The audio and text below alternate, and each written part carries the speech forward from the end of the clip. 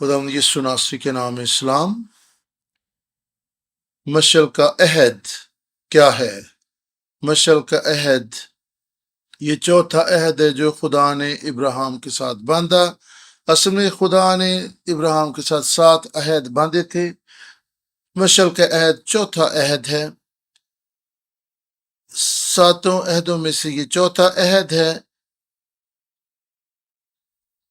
اور یہ سب سے اہم عہد ہے جو خدا نے ابراہیم سے باندھے تھے۔ پچھلے ہفتہ ہم نے دیکھا تھا کہ اس عہد میں خدا نے ابراہیم سے 2 چیزوں کا وعدہ کیا تھا کہ میں تجھے ایک بڑی قوم بناؤں گا اور پھر تجھے ایک ملک دوں گا۔ یہ کیوں کر اہم ہے؟ کیونکہ ایک سلطنت قائم کرنے کے لیے آپ کو 3 چیزوں کی ضرورت ہوتی ہے، اور وہ 3 چیزیں کون سی ہیں؟ لوگ، اور ایک ملک کی ضرورت ہوتی ہے، اور پھر آپ کو حاکمیت کی ضرورت ہوتی ہے۔ جب آپ خدا کی تابعداری کرتے ہیں تو پھر آپ حاکمیت حاصل کرتے ہیں۔ مخلصی کی تاریخ کا عہد اور مرکزی بات یہ خدا کی بادشاہی قائم کرنا، اور یہ بادشاہی کس طرح قائم ہوتی ہے؟ یہ خدا کی بادشاہی تب قائم ہوتی ہے جب ابراہیم کی روحانی نسل جو ہے ملک پر قابض ہوتے ہیں، اور جب وہ اس ملک میں زندگی بسر کرتے ہیں، خدا کی تابعداری میں زندگی بسر کرتے ہیں، تو پھر خدا کی بادشاہی کی تکمیل ہوتی ہے۔ مشعل کا عہد یہ وعدہ کرتا ہے کہ ابراہیم کی نسل ملک کے وارث ہوگی، اور یہ ہے خدا کی بادشاہت۔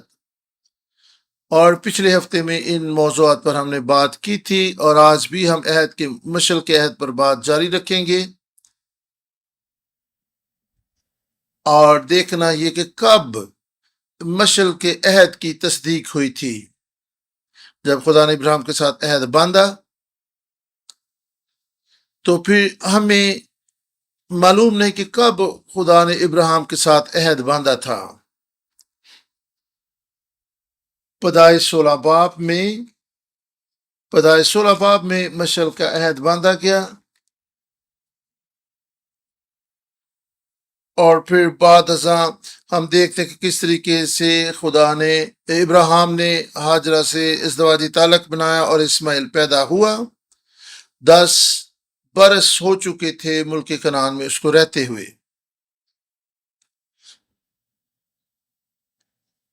75 برس کی عمر میں ابراہیم ملک کنعان میں آیا، اور پھر 10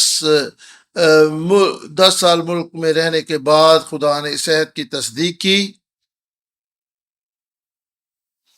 اور 85 برس اس کی عمر ہو چکی تھی، اور پیدائش 16 باب کے واقعہ کے فوراً بعد اس عہد کی تصدیق ہوئی، اور خدا نے ابراہیم سے یہ عہد جو ہے اس وقت باندھا جب اس کی عمر 84 برس ہو چکی تھی، یعنی ہاجرہ سے اسماعیل پیدا ہونے سے پہلے خدا نے یہ عہد باندھا۔ اس سٹڈی کے وسیلے سے ہم سیکھیں گے کہ کس طریقہ سے یہ عہد ہمارے لیے بڑی اہمیت کا حامل ہے۔ بائبل مقدس جو ہے قابل بھروسہ ہے، اور یہ خدا کا لاخطا کلام ہے، اور اس میں بہت سی ایسی واقعات ہیں، کہانیاں جو ہمارے لیے مشعل راہ ہیں۔ اور بائبل مقدس میں اعداد و شمار کا حساب لگانے کے لیے آپ بائبل کے واقعات کو دیکھیں تو اور بہت سی تاریخیں اور دن اور سال ہمارے سامنے آتے ہیں۔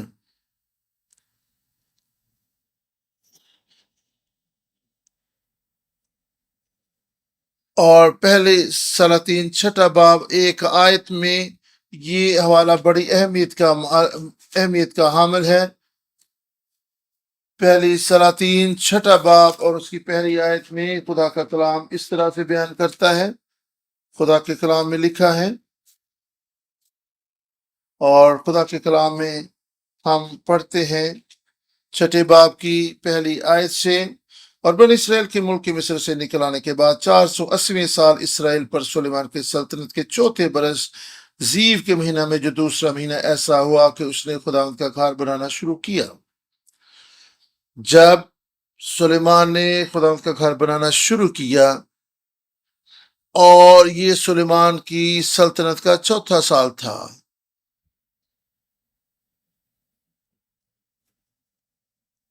اور ہم جانتے کہ 970 قبل از مسیح میں سلیمان نے سلطنت کرنا شروع کی تھی،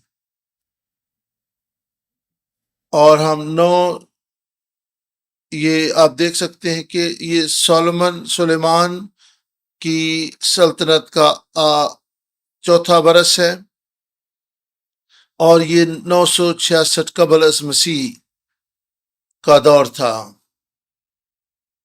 اور جو آیت ہم نے ابھی پڑھی ہے، اور خروش کیے ہوئے 480 برس کا عرصہ گزر چکا تھا، یعنی ملک مصر سے ان کو نکلے ہوئے 480 برس ہو چکے تھے۔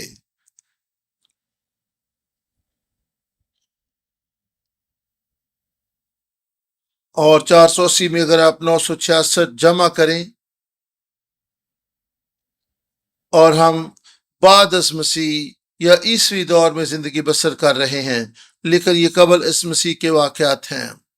ان قبل از مسیح کے آنے سے پہلے اور عیسوی دور یعنی خدا یسوع مسیح کے آنے کے بعد کا دور،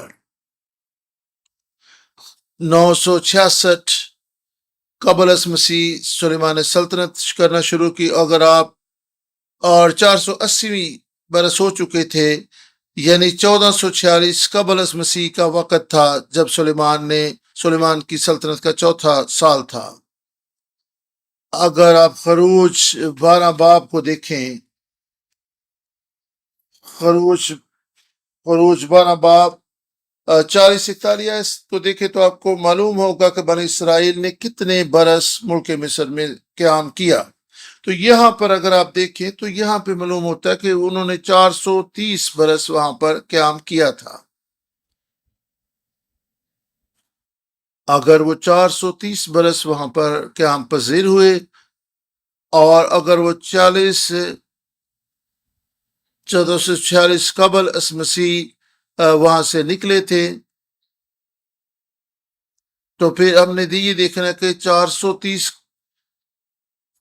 سال پہلے جب وہ ملک مصر میں گئے تو اس وقت 1876 قبل از مسیح کا دور تھا۔ یعقوب اور اس کے خاندان کے 70 لوگ 1876 قبل از مسیح ملک مصر میں گئے۔ اس کے بعد پیدائش 47واں باب اور اس کی 9ویں آیت کے مطابق دیکھنا ہے کہ جب یعقوب ملک مصر گیا تو اس کی عمر کتنی تھی۔ یہاں پہ ہم دیکھتے ہیں 47 باب کی 9 آیت میں لکھا ہے، یعقوب نے فرعون سے کہا کہ میری مسافرت کے برس 130 ہیں، اور یہ پہلی ملاقات تھی فرعون کے ساتھ جب وہ ملک مصر میں گیا، اور اس نے کہا کہ میری عمر 130 برس ہے۔ اس کا مطلب یہ ہوا ہے کہ 1876 قبل از مسیح جب وہ مصر میں گیا تو اس کی عمر 130 برس تھی۔ اور تو پھر ہم اس سے اندازہ لگا سکتے ہیں کہ یہاں سے ہم یعقوب کی پیدائش کا حساب کتاب لگا سکتے ہیں، اور اس کا مطلب ہے یعقوب کی پیدائش 2006 قبل از مسیح ہوئی تھی، اور اس 2006 قبل از مسیح یعقوب کی پیدائش ہوئی، اور یہ جب یعقوب کی پیدائش ہوئی تو ہم دیکھتے ہیں کہ اس وقت اس کا باپ اسحاق جو تھا اس کی عمر کتنی تھی۔ 25 باب 26 آیت میں لکھا ہے، اس کے بعد اس کا بھائی پیدا ہوا، اس کا ہاتھ عیسیٰ کی ایڑی کو پکڑے ہوئے تھا، اور اس کا نام یعقوب رکھا۔ اور ہم دیکھ سکتے ہیں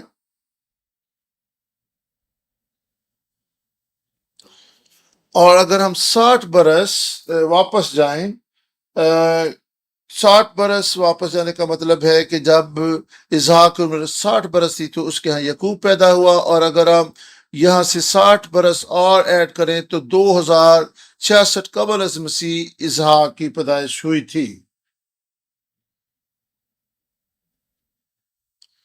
جب اسحاق پیدا ہوا تو یہ دیکھنا ہے کہ ابراہیم کی عمر اس وقت کتنی تھی۔ جی ہاں، اس وقت 100 برس اس کی عمر تھی، حالانکہ وہ اس عمر میں اولاد حاصل کرنے کے قابل نہیں تھا۔ جب اسحاق پیدا ہوا تو اس وقت ابراہیم 100 برس کا ہو چکا تھا۔ اگر آپ 100 سال پیچھے جائیں تو اس کا مطلب ہے 2166 قبل از مسیح ابراہیم کی پیدائش ہوئی تھی۔ اس طریقے سے ہم اعداد و شمار کا حساب لگا کے لوگوں کی عمریں اور ان کے پیدائش کے سال کا حساب لگا سکتے ہیں۔ ہم نے پیدائش 11 باب میں نسب نامہ میں دیکھا تھا، ابراہیم 292 سال یعنی شلاب کے 292 برس بعد پیدا ہوا تھا، اور اس سے ہم شلاب کی درست تاریخ کا علم حاصل کر سکتے ہیں۔ اس کا مطلب یہ ہے کہ 2458 قبل از مسیح ابراہیم پیدا ہوا تھا، اور اگر ہم اس حساب سے عمروں کے حساب سے واپس چلے جائیں تو ہمیں درست اعداد و شمار حاصل ہو سکتے ہیں کہ کون کس وقت پیدا ہوا اور کون سا واقعہ کس وقت پیش آیا۔ ابراہیم 2166 قبل مسیح پیدا ہوا، 84 برس کا تھا جب خدا نے مشعل کا عہد اس کے ساتھ باندھا،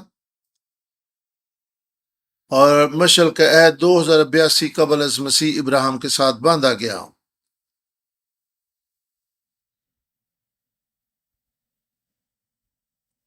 اور 84 برس کی عمر میں خدا نے ابراہیم سے مشعل کا عہد باندھا، اور یہ 2082 قبل از مسیح کی بات ہے۔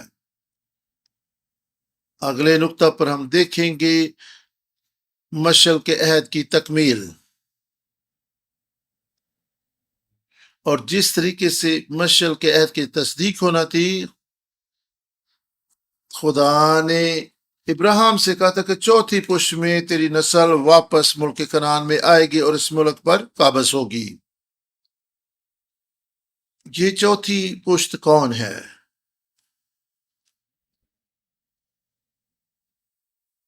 یہ بہت سادہ سی بات ہے، لیکن بہت سے لوگ اس پہ بھی بحث کرتے ہیں۔ خدا نے 2 باتوں کا ابراہیم سے وعدہ کیا تھا۔ خدا نے اس سے کہا تھا کہ ملک مصر میں تیری قوم جو ہے وہ غلام ہوگی، اور چوتھی پشت میں وہ واپس آئیں گے۔ بہت سے لوگ یہ خیال کرتے ہیں 400 سال سے مراد 4 پشتیں ہیں، لیکن ایسا نہیں ہے۔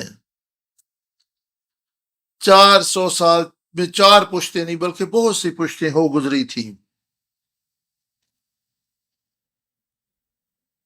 400 سال 4 پشتیں ایسا بالکل نہیں ہے۔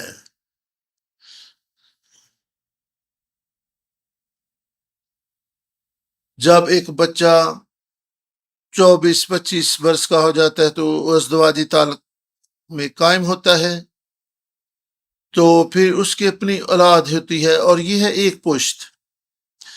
بائبل مقدس میں ایک پشت جو ہے 25 برس سے 30 برس کے دوران ایک نئی پشت جو تھی وہ جنم لیتی تھی، اور ایک شخص کے پیدا ہونے اور پھر اس کے ازدواجی تعلق قائم ہونے یا ازدواجی رشتہ قائم ہونے میں 25 سے 30 سال کا رشتہ عرصہ درکار ہوتا ہے۔ سو ہم یہ نہیں کہہ سکتے کہ 400 سال میں 4 پشتیں ہوئی تھی۔ جب خدا نے یہ کہا کہ چوتھی پشت میں تیری نسل جو ہے واپس آئے گی، اور اس کا مطلب یہ ہے کہ 4 پشتیں، چوتھی نسل سے مراد ہے کہ ان کے اولاد، ان کے بچے، ان کے دادا، اور اس طریقے سے، یعنی کہ ہر عمر کے لوگ اس میں شامل ہوں گے، اور ملک کنعان میں واپس آ کر اس پر قابض ہوں گے۔ اگر ہم ابراہیم سے شروع کریں، ابراہیم پہلی پشت تھا، اور اسحاق دوسری پشت، یعقوب تیسری پشت تھا، اور یعقوب کے بعد 12 بیٹے تھے، اور یہ 12 بیٹے جو چوتھی پشت تھی، اور پھر یوسف ان میں ایک نمایاں شخصیت نظر آتا ہے جو کہ یوسف کا بیٹا تھا۔ ہم کیسے اس بات کو جانتے ہیں؟ اگر آپ عبرانیوں 11 باب 8 آیت کو دیکھیں، یہاں پر ہمیں ان سوالات کے جواب ملتے ہیں۔ وہاں پہ لکھا ہے عبرانیوں 11:8، ایمان ہی سے ابراہیم نے، اور پھر عبرانیوں 11:20 میں لکھا ہے ایمان ہی سے اسحاق نے، اور پھر عبرانیوں 11:21 میں ایمان ہی سے یعقوب نے، اور عبرانیوں 11 باب میں ایمان ہی سے یوسف نے۔ اور یہاں پر یوسف کے بیٹے کا ذکر ہے، کسی اور بیٹے کا ذکر نہیں ہے۔ یوسف چوتھی پشت تھا جس نے عہد کی تکمیل کی۔ یہ کس طریقے سے اس عہد کی تکمیل ہوئی؟ پیدائش 50 باب 24 سے 26 آیت کو اگر آپ دیکھیں تو یہاں پر ایک مسئلہ ہمیں نظر آتا ہے۔ پیدائش 50 باب اور اس کی 24 سے 26 آیت میں خدا کے کلام میں اس طرح سے لکھا ہے، اور خدا کا کلام اس طرح سے بیان کرتا ہے، اور یوسف نے اپنے بھائیوں سے کہا میں مرتا ہوں، اور خدا یقیناً تم کو یاد کرے گا اور تم کو اس ملک سے نکال کر اس ملک پہ پہنچائے گا جس کے دینے کی قسم اس نے ابراہیم اور اسحاق اور یعقوب سے کھائی تھی۔ اور یوسف نے بنی اسرائیل سے کہا، قسم لے کر کہا، خدا یقیناً تم کو یاد کرے گا، تم ضرور ہی میری ہڈیوں کو یہاں سے لے جانا۔ اور یوسف نے 110 برس کا ہو کر وفات پائی، اور انہوں نے اس کی لاش پہ خوشبو بھری اور مصر میں تابوت میں رکھا۔ مصر کی وفات مصر میں ہوئی، اور یوسف چوتھی پشت تھا اور جس کی وفات مصر میں ہوئی۔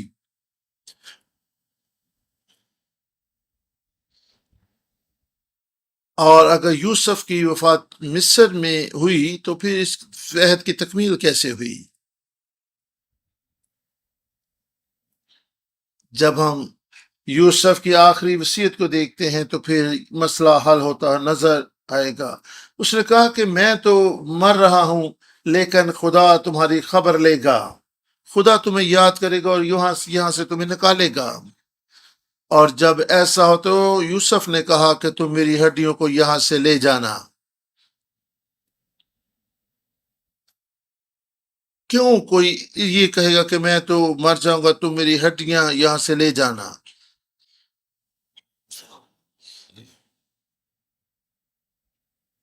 کیونکہ انہیں تو پتا نہیں تھا کہ خدا انہیں کب ملک مصر سے نکالے گا، لیکن یوسف کی وصیت بیان کرتی ہے کہ میری ہڈیوں کو یہاں سے لے جانا۔ جب یوسف نے یہ کہا تو یوسف کا یہ ایمان تھا کہ جو خدا نے مشعل کا عہد ابراہیم سے باندھا تھا اس کی تکمیل ہوگی، یہ اس کا ایمان تھا۔ اس سے ظاہر ہوتا ہے کہ یوسف کی وفات یہ آخر نہیں تھا، بلکہ یہ آنے والی نسلوں کے لیے ایک نشان تھا۔ یوسف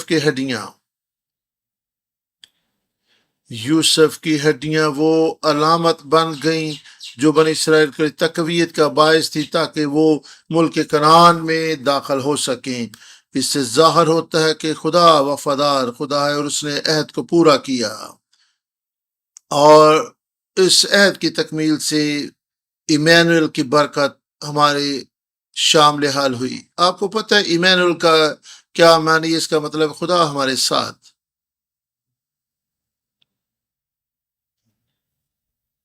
وہ ہڈیاں ایک نشانی تھی جو بنی اسرائیل کو یاد کرا رہی تھی کہ خدا کا عہد جو ہے وہ ختم نہیں ہو رہا بلکہ یہ پورا ہوگا، اور یہ ان کے لیے ایک یاد دہانی تھی۔ یوسف کی آخری درخواست کہ میری ہڈیوں کو یہاں سے لے جانا، خدا تمہیں یاد کرے گا، تو یہ اس کا زندہ ایمان تھا۔ اگرچہ یوسف جسمانی طور پر وفات پا رہا تھا لیکن اس کا ایمان زندہ تھا۔ اور یہ ہڈیاں ان کے لیے یاد دہانی تھی، اور خدا کے وعدے جو ہیں ہر صورتحال میں قائم رہتے ہیں، خدا ان کو پورا کرتا ہے۔ 360 برس بعد جب یوسف کی وفات ہو چکی تھی اور بنی اسرائیل جب ملک مصر سے نکلے، خروج 13 باب 19 آیت میں ہم دیکھتے ہیں کہ موسیٰ نے یوسف کی ہڈیوں کو لیا اور وہ انہیں ملک کنعان لے گیا، کیونکہ یوسف نے ان سے قسم لی تھی کہ تم میری ہڈیوں کو یہاں سے لے جانا، اور انہوں نے یوسف کی ہڈیاں مصر سے لے لی۔ تصور کریں کہ وہ بھاگ رہے ہیں، وہ غلام ہیں، وہ جلدی جلدی وہاں سے نکلے ہیں، 10 آفات آئی ہیں اور انہیں جلدی جلدی اپنا سامان باندھنا پڑا اور وہاں سے نکلنا پڑا، اور اس سے پہلے کہ مصری اپنا ذہن بدل لیتے انہیں جلدی سے وہاں سے نکلنا پڑا۔ لیکن یوسف نے اس ساری افراتفری میں بھی کہا کہ ہمیں یوسف کی ہڈیوں کو ساتھ لے کر جانا ہے۔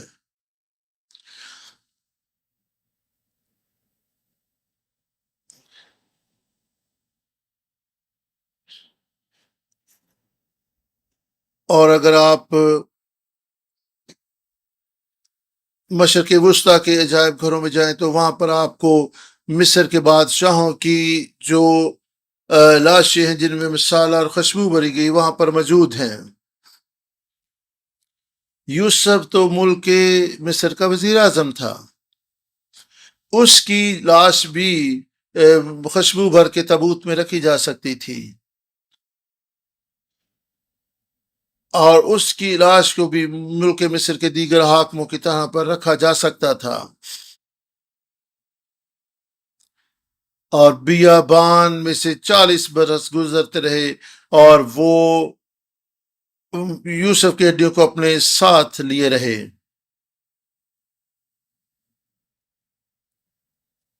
یوسف کی ہڈیاں ملک مصر سے نکال کر لے گئے، سینا کے میدان سے گزرے اور پھر 40 برس بیابان میں گھومتے رہے اور یوسف کی ہڈیوں کو انہوں نے اپنے پاس رکھا، اور یقیناً لوگوں نے اپنے کندھوں پر وہ اٹھائی ہوگی، لیکن انہوں نے کوئی شکوہ نہ کیا، اور سکم اور پھر کنان تک پہنچنے تک وہ ان ہڈیوں کو لیے رہے اور ملک کنان میں انہوں نے ان کو دفن کیا۔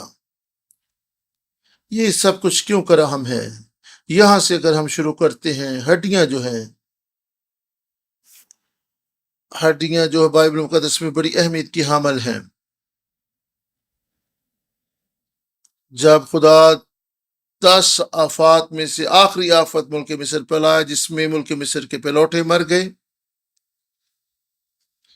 اور خدا نے کہا کہ ملک مصر سے موت کا فرشتہ گزرے گا اور مصر کے پلوٹوں کو، جانوروں اور انسان کے پلوٹوں کو مارے گا،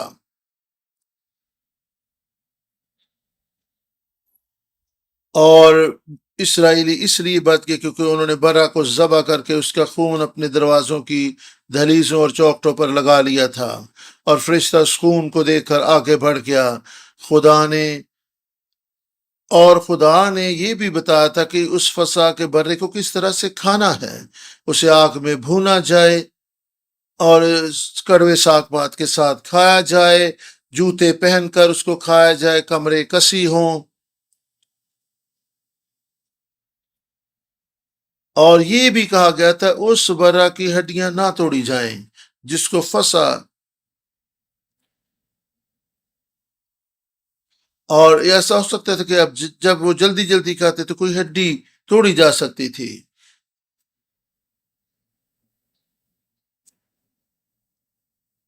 جب یسوع مسیح نایت نامہ میں مصلوب تھے اور 2 ڈاکو بھی دائیں اور بائیں اس کے ساتھ لٹکے ہوئے تھے،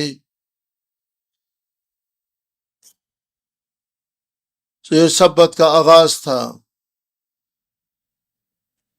اور سبت کا آغاز ہونے والا تھا۔ انہوں نے کہا کہ سبت کے روز ان لاشوں کو اوپر نہیں رہنا چاہیے، اچھا کہ ہم ان کو پہلے ہی اتار لیں، اور 2 ڈاکو جو تھے وہ ابھی مرے نہیں تھے، انہوں نے ان کی ٹانگیں توڑی اور تاکہ وہ مر جائے، اور ان کو سبت سے پہلے ان کو اتار لیا، لیکن یسوع کی ہڈی نہ توڑی گئی کیونکہ وہ پہلے ہی مر چکا تھا۔ یسوع پہلے ہی وفات پا چکا تھا، اس لیے اس کی ہڈی نہ توڑی گئی۔ بائبل مقدس بیان کرتی ہے اور کلام اور بائبل مقدس میں لکھا ہے، پیشن گوئی ہے کہ اس کی کوئی ہڈی نہ توڑی جائے گی، اور یہ پیشن گوئی پوری ہوئی۔ یہ ہڈی نہ توڑے جانا یہ کیوں کر اہم ہے؟ حزقیل 37 باب اور 11 آیت کو اگر آپ دیکھیں، اور حزقیل 37 باب 11 آیت میں، اور 37 باب 11 آیت میں خدا کا کلام بیان کرتا ہے،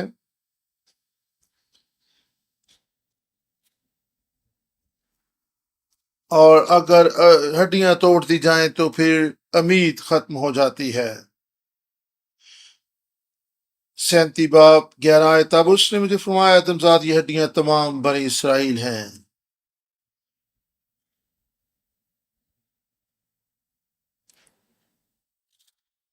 یہاں پر ہم دیکھتے ہیں کہ ہڈیاں خشک جب ہو جاتی ہیں تو پھر امید جاتی رہتی ہے۔ پرانے عہد نامہ میں اور دوبارہ جی اٹھنے کے لیے ضرور ہے کہ ہڈیاں قائم رہیں۔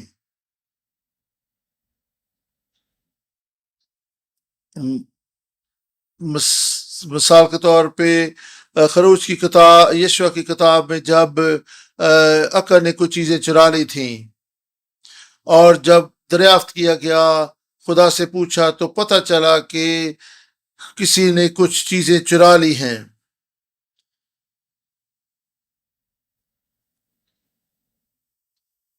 اور پھر قبیلے اور گھرانے کے حساب سے کرا ڈالا گیا، اور پھر اکن کا گھرانہ اور پھر اکن سامنے آیا جس نے یہ چیزیں چرائی، اور اس کی سزا کیا تھی؟ اسرائیل میں عمومی طور پر اسرائیل میں عموماً سنسار کر کے سزائے موت دی جاتی تھی۔ اکن کے معاملے میں اس کا گناہ بڑا گھمبیر تھا، اور اس نے خدا نے کہا کہ یہ میرے لوگوں میں سے کاٹا جائے۔ کسی شخص کو ہلاک کرنے کے بعد بدترین کام یہ ہو سکتا تھا کہ اس شخص کو جلا دیا جائے، اور انہوں نے اکن کی اور اس کے گھرانے کی لاشوں کو جلا دیا، اور اس کا بات ہے کہ مرنے کے بعد بھی وہ شخص کسی طور پر بھی وہ خدا کے گھرانے کا حصہ نہیں بن سکتا تھا۔ پرانے عہد نامہ میں ہڈیاں دوبارہ زندہ ہونے کی امید تھیں۔ جب یوسف نے کہا کہ میری ہڈیوں کو اپنے ساتھ لے جانا جب تم ملک کنعان میں جاؤ گے، یوسف کی ہڈیاں مردوں میں سے جی اٹھنے بنی اسرائیل کے دوبارہ زندہ اور بحال ہونے کی علامت ہے۔ یوسف کا زندہ ایمان بنی اسرائیل کی بحالی اور ان کی تقویت کا باعث تھا،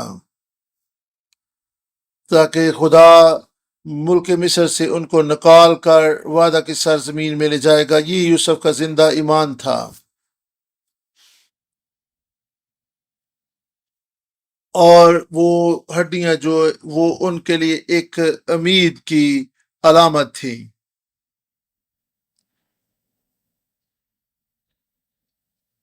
یوسف کا یہ ایمان تھا کہ بنی اسرائیل جو کہ اسرائیل میں غلامی اور موت کی حالت میں تھے، انہیں زندگی اور بحالی ملے گی۔ یوسف کی ہڈیاں ان کے لیے یقین دہانی تھی کہ وہ ملک کنعان میں جائیں گے، خدا انہیں یاد کرے گا، وہ بحال ہوں گے، تاکہ لوگوں کا ایمان زندہ رہے، قائم رہے، وہ اور نامید نہ ہو جائیں۔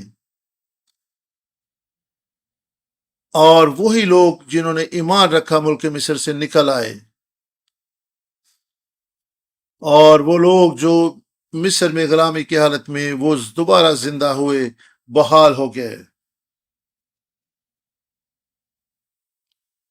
اور یہ وہ دور تھا جب بنی اسرائیل بابل میں اسیری کی حالت میں تھے، اور دوبارہ ایک طرح سے وہ موت کی حالت میں، غلامی کی حالت میں تھے، بابل میں غلامی کی حالت میں تھے۔ جب خدا نے حزقیل کو یہ ہڈیوں سے بھری ہوئی وادی دکھائی جہاں پہ بہت سی ہڈیاں بکھری ہوئی تھیں، اور خدا نے کہا یہ ہڈیاں اسرائیل کا گھرانہ ہے، وہ ساری ہڈیاں خشک تھیں اور وہ زندہ نہیں ہو سکتی تھی، کوئی امید باقی نہیں تھی۔ جب آپ حزقیل 37 باب پڑھنا جاری رکھیں تو خدا نے کہا کہ ان ہڈیوں پر نبوت کر، ان سے کلام کر، اور ان میں سانس آئے گا اور خدا کا روح جنبش کرے گا، اور ہڈی ہڈی سے جڑ گئی اور ان پر گوشت کی پوشش ہوگی۔ اور خدا اسرائیل کو بتا رہا تھا کہ گو صورتحال ناممکن دکھائی دیتی، بنی اسرائیل بابل میں سیری کی حالت میں ہے، لیکن یہ پھر سے ملک کنعان میں واپس جائیں گے، یہ بحال ہوں گے، یہ دوبارہ زندہ ہوں گے۔ یہ خدا سکھانے کی کوشش کر رہا تھا۔ اسی لیے تو یوسف نے کہا تھا کہ میری ہڈیوں کو ملک مصر سے لے جانا۔ 360 برس پہلے موسیٰ اور بنی اسرائیل نے ملک کنعان سے یوسف کی ہڈیوں کو لیا۔ جب یوسف کی ہڈیاں سکم کے مقام پر دفن کر دی گئیں، اور پھر مشل کے عہد کی تکمیل ہو گئی۔ یشوع 24 باب 32 آیت میں لکھا ہے، یشوع 24 باب 32 آیت میں ہم پڑھتے ہیں، یشوع 24 باب 32 آیت میں یہاں پہ ہم پڑھیں گے، جب یوسف کی ہڈیاں سکم کے مقام پر دفن کر دی گئیں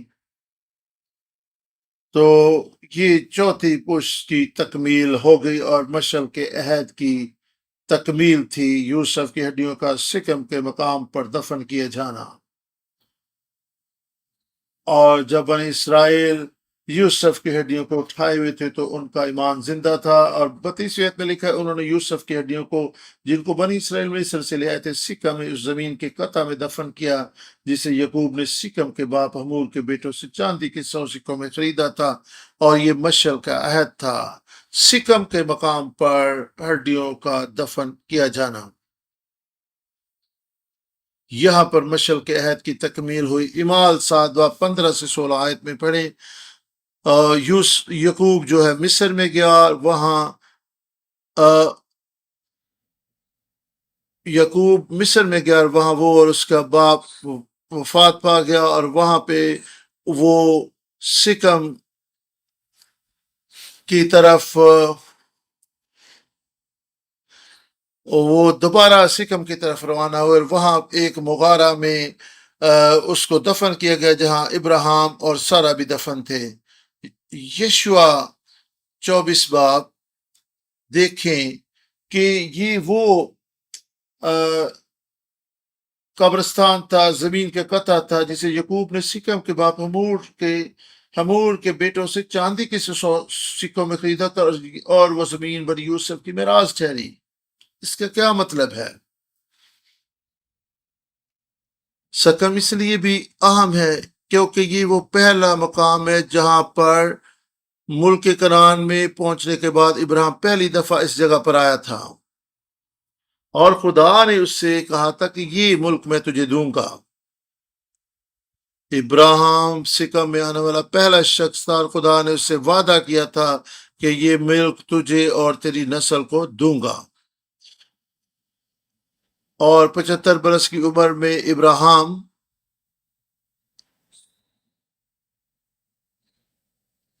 ابراہیم سکم کے مقام پر پہنچ چکا تھا، اور سکم سے مراد سارا ملک کنعان ہے۔ یہاں پر خدا نے اس سے وعدہ کیا تھا۔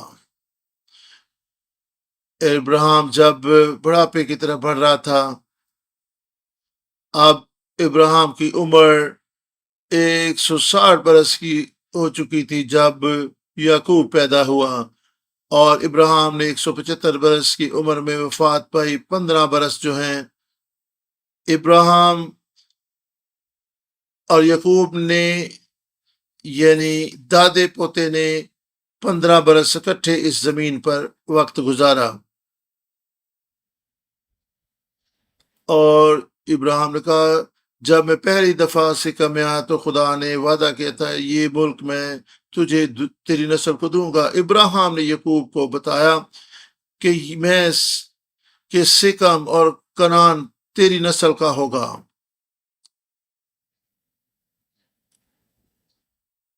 ابراہیم وفات پا گیا، یعقوب جوان ہوا اور وہ اپنے فدان ارام میں اپنے ماموں کے پاس بھاگ گیا۔ یعقوب نے وہاں پر جا کر کیا کیا؟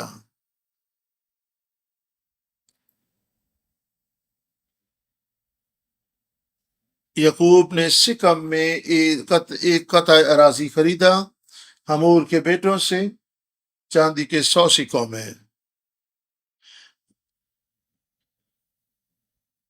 کیا بائبل مقدس میں لکھا کہ ابراہیم نے یہ قطع اراضی خریدا؟ اور یہ وہ ایمان تھا جو ابراہیم سے اسحاق یعقوب میں منتقل ہوا اور اس نے یہ قطع اراضی خریدا۔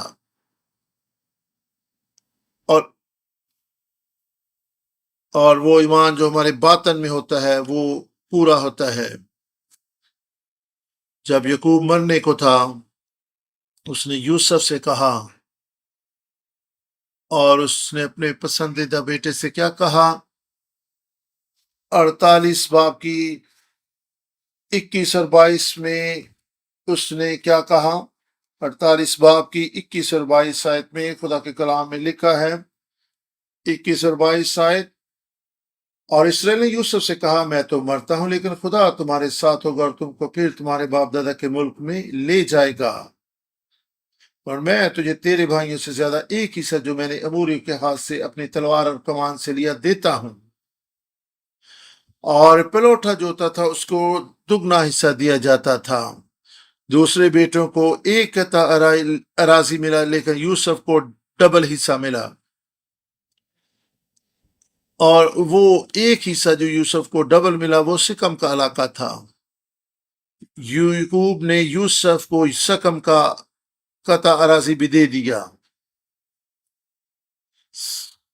سکم وہ علاقہ ہے جو عہد کی برکت کو ظاہر کرتا ہے۔ یوسف سے باتیں بھی کی جب اس نے سکم کا علاقہ اسے دیا، اور اس نے کہا یہ وہ وعدہ ہے جو خدا نے کیا تھا۔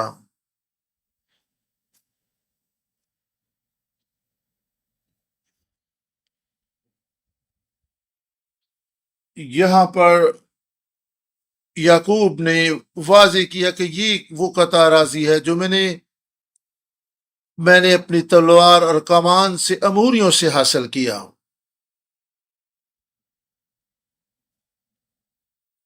لیکن اس نے تو یہ قطع اراضی حمور کے بیٹوں سے چاندی کے 100 سکوں کے عوض خریدا تھا۔ بہت سے لوگ کہتے ہیں کہ یعقوب جو تھا عمر کے آخری حصے میں تھا، شاید اس کا ذہن کام نہیں کر رہا تھا، اس لیے وہاں پہ لکھا کہ 100 سکوں سے خریدا، اور یہاں پہ کہہ رہا ہے کہ تلوار کمان سے حاصل کی، شاید اس کا دماغ درست کام نہیں کر رہا تھا۔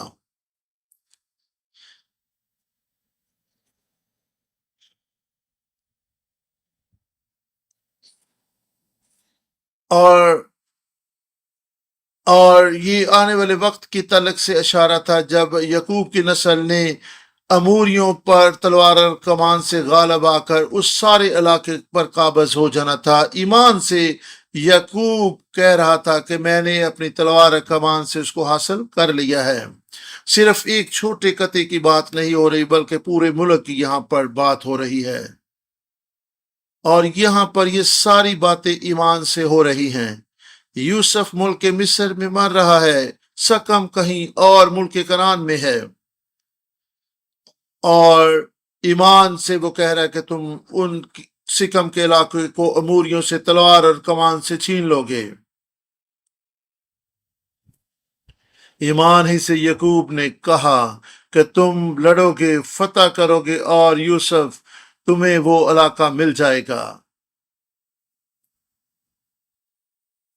اور اسی لیے تو یوسف نے کہا تھا کہ میری ہڈیوں کو لے جا کر ملک کنعان میں دفن کرنا۔ خدا سکم کے وسیلہ سے ہم دکھا رہا کہ خدا کس طریقے سے ایمان سے کام کرتا ہے اور کس طریقے سے خدا نے اپنے لوگوں کے ایمان کے وسیلہ سے کام کیا۔ گزری پشتوں کے وسیلہ سے خدا نے اپنے عہد کو پورا کیا۔ ہمیں ایسی 4 نسلوں کی ضرورت ہے جن کے وسیلہ سے آج اس عہد کی تکمیل ہو۔ مثال کے طور پر ہماری کلیسیاں جس کی بنیاد ابراہیم پاک نے رکھی، یوسف کی طرح وہ بھی اب اس دنیا میں نہیں ہے، لیکن ان کی کتابیں آج بھی موجود ہیں، اور یہ زندہ ایمان ہے جو نسل در نسل منتقل ہو رہا ہے، اور پھر تیسری اور چوتھی پشت میں یہ ایمان اور تعلیم منتقل ہوتی جائے گی، اور یہ نسل در نسل ایمان کی منتقلی۔ جب ہم خدا کے کام کی تکمیل کرتے ہیں تو ہمارے آباء و اجداد نے، ہمارے باپ دادا نے، اور جنہوں نے محنت کی اور انہوں نے ہمیں خدا کا کلام سکھایا، اور آج ہم آگے اس ورثہ کو، میراث کو، کلام کی برکت کو منتقل کر رہے ہیں، اور ہمیں یہ مشعل آنے والی نسلوں کے ہاتھوں میں دینی ہے۔ آپ اپنے بچوں کو، اپنی کلیسیا کو اور دوسرے لوگوں کو، سنڈے اسکول کے اسٹوڈنٹس کو یہ کلام سکھائیں، اور یہ سلسلہ نسل در نسل جاری رہنا چاہیے۔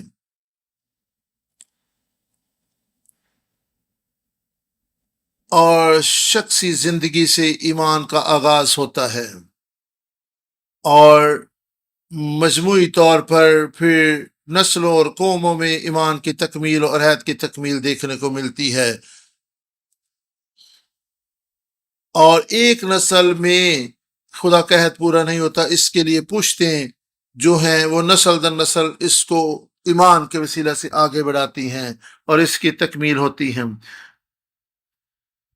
ایماندار لوگ جو ہیں وہ اگرچہ وہ اپنا وقت پورا کر کے اس دنیا سے چلے جائیں، لیکن وہ ایمان سے اس میراث کو آگے منتقل کر سکتے ہیں۔ موت جو ہے وہ خدا کے عہد کو ختم نہیں کر سکتی، بشرطے کہ پشتیں، نسلیں وفاداری سے اس عہد کو آگے بڑھاتی رہیں۔ ہم جو انسان ہیں، ہم کس طریقے سے اس ابدیت کے عہد کو آگے بڑھا سکتے ہیں؟ ابراہیم پاک نے کہا ہم خدا کے کلام کے وسیلہ سے، دعاؤں کے وسیلہ سے اس عہد کو آگے بڑھا سکتے ہیں، ہم ایمان کو منتقل کر سکتے ہیں آنے والی نسلوں میں، ہم ابدیت میں شامل ہوں گے اور بہت سے لوگوں کو ابدیت میں لے جائیں گے، بشرطے کہ ہم اس عہد کی باتوں کو آگے منتقل کرتے رہیں اور وفاداری سے خدا کے کام کو بڑھائیں۔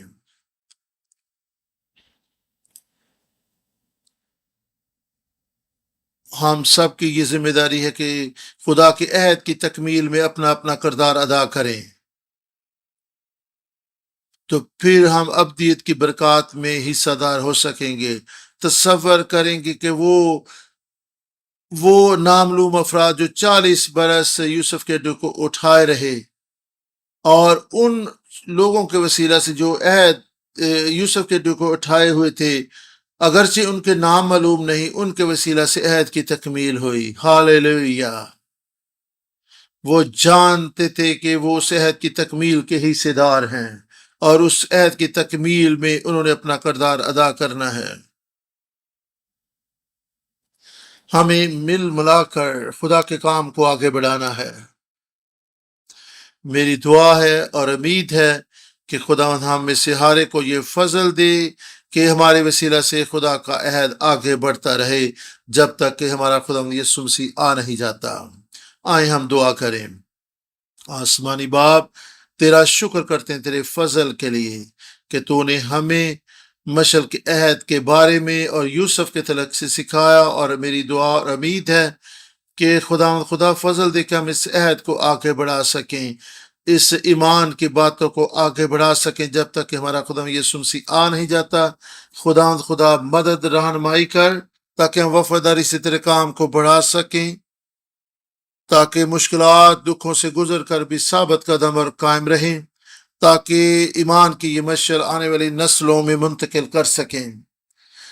خداوند خدا تیرا عہد جو ہے ہماری کلیسیا ہماری زندگیوں میں خداوند پورا ہو، ہم روحانی سکہ ملک کنعان پر قابض ہونے والے ہوں، اور خداوند سب کچھ تیری جلال کے لیے ہو۔ خداوند اس موقع کے لیے تیری شکر گزاری کرتے ہیں کہ تو نے ابدی کلام ابدی عہد کے تعلق سے ہمیں سیکھنے کا موقع دیا۔ اس وقت جو ہدیہ جات ہم تیری حضوری میں پیش کرنے والے ہیں ان کو قبول کر، فضل دے کہ ہم اپنے دنوں اپنی زندگیوں کو بھی خداوند خدا تیرے تابع کر سکیں۔ او خداوند خدا اپنے لوگوں کو کثرت سے اس ہدیہ کے افزانے میں برکت دینا، کلیسیا، خاندان اور گھرانوں پر خداوند خدا شخصی طور پر ہم میں سے ہر ایک پر تیری برکت ٹھہری رہے۔ خداوند تیرا شکر ہو، اور ہم یسوع کے نام سے یہ دعا مانگتے ہیں، آمین۔